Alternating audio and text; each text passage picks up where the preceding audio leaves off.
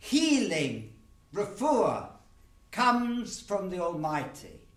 But there's an obligation of humans to act in the natural world and not rely passively on divine intervention.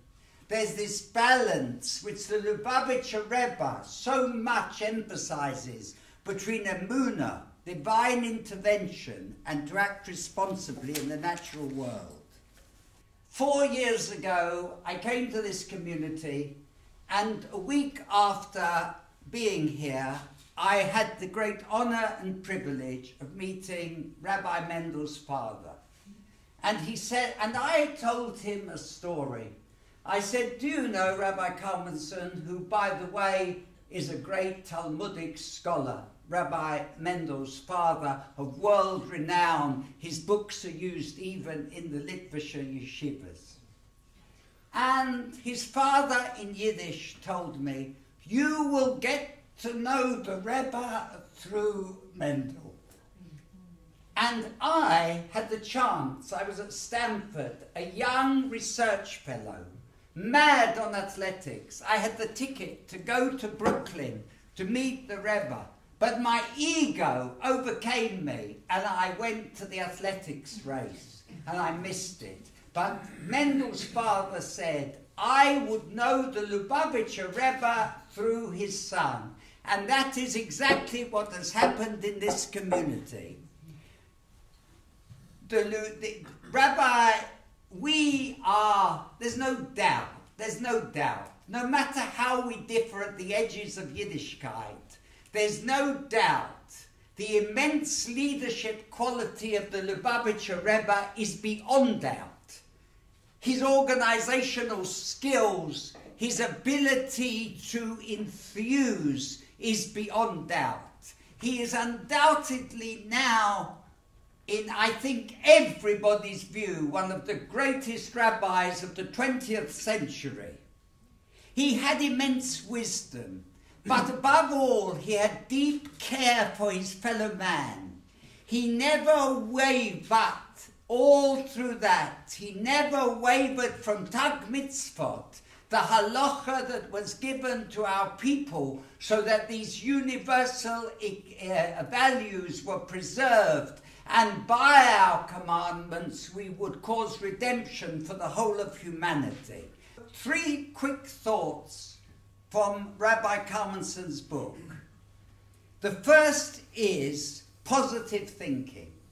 Now everybody talks about this, the psychologists, the alternative medicine people, the acupuncturists, you name it, they're talking about positive thinking. Now, in Yiddish, when the Lubavitcher Rebbe says, and Rabbi Mendel has repeated it, tracht gut and it will sein gut. If you think it's going to be well, it will be well. And I can tell you, and I have noticed in my clinics throughout the years, and there is other people in this room to attest to it, I will tell you a secret. 15 years ago, I decided I would have a code. And I would write in the notes of my patients how I thought they would do, based on how they were thinking.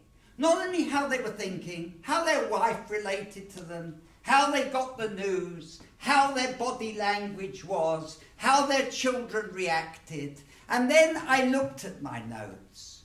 And those people tracht gut and it will sein gut. And in fact, thoughts actually affect reality. And positive thought doesn't have to be vocalized. The very thinking process affects the outcome of disease. And this is one of the things I must emphasize of the greatness of the Lubavitcher Rebbe's thinking and Mendel's writing. The second thing I want to tell you, and how much I agree with this, and how much I feel so strongly about this. The doctor is a shaliach. We're a messenger. We have a right to diagnose and cure, but we have no right to give an absolute prognosis. We have the permission to heal, but we never have the permission to cause despair. All of you, because this is part of life, will have tragedies, there'll be loss, there'll be grief, there'll be illness, and there'll be tribulations. I, on behalf of this community, and I hope wider, want to thank Rabbi Mendel Kalmanson from the bottom of my heart. Your book expounds the thoughts of the Lubavitcher Rebbe, this great rabbi of the 20th century. The book has been written with diligence, with authority, with insight, and, if I may say so, an exemplary literary style. You are a Chabad Shaliach. But for those who read the book in itself will be a Shaliach. It will be an enabler. It will enable those who need it, those who need to change their lives and get through their tribulations. It will enable them to be granted a refuah shalema, a perfect healing for their mind, body and soul. Mendel, I thank you with all my heart for this book. That is definitely a very hard act to follow. While researching some of the classical ideas in Jewish literature about loss and mourning, I realized that to generalize there are two categories. One is more theoretical, abstract, philosophical, theological. The problem with those teachings and those writings is that they can be very inaccessible to somebody who is personally going through loss and tragedy, because they do not take into account the very real and raw pain of those who are suffering and experiencing grief. And then to the other extreme, there was material that definitely created space for the expression of pain, but sometimes at the expense of the very fundamental axioms of faith itself. And this is what brought me to the works of the Rebbe, which are so unique because in his correspondence and his interactions with people, seeking his counsel and comfort, he always manages to fuse his staunch faith in the ways of God Almighty with his profound love and empathy for humanity. Put differently by Pierre de Chardin, we are not physical beings having a spiritual experience, but spiritual beings having a physical experience. Appreciating this great spiritual truth helps us view the physical death of others not as a conclusion or cessation to life, but rather as a continuation of life, and helps us live the remainder of our lives with greater appreciation of who we really are and for the unique opportunities afforded us by our earthly stay. Consider the following story. Late one night, some 200 years ago, in a small town in Eastern Europe, a small group of friends were making their way back from synagogue, when suddenly they hear a mournful voice calling out from a cabin, "Zusha! Zusha! Where are you, Zusha?" As they peered into the window, they saw Zusha himself, pacing back and forth, with a candle in his hand, as if searching for something, calling out to himself in the dead of night. Suspecting that he had gone mad, they let themselves in to calm him down, saying, "Zusha, what's the matter with you? You're right here. What are you looking for?"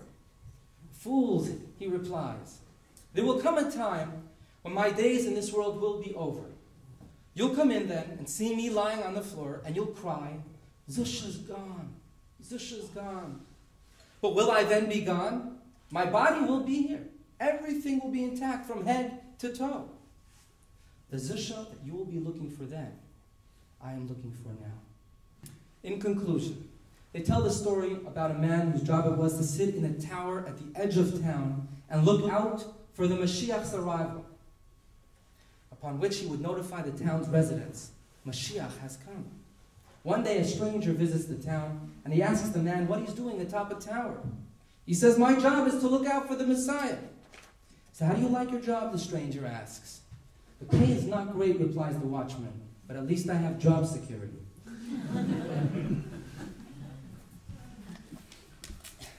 In my mind, from his elevated spiritual perch atop a figurative tower, the Rebbe was the watchman of our generation. Every fiber of his being was infused with the anticipation for the coming of an era that would bring human history not just one step forward, but that final step forward and across the finish line. All the Rebbe's activities were driven by a hope and deep longing for a world free of pain and evil, the world of the Messianic era. In fact, the seed of this all-consuming hope and longing can be found in the Rebbe's early childhood. When growing up in Soviet Ukraine, the Rebbe was witness to the harsh persecution and pogroms of his brethren.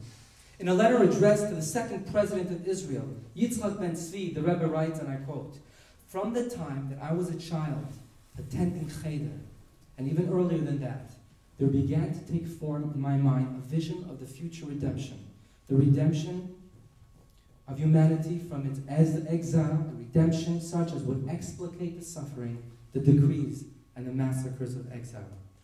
And so, when faced with the tremendous suffering in this world, whether it be personal, communal, or global, the Rebbe's passionate advocacy for a better world should inform and inspire our lives and the content of our heart's desires.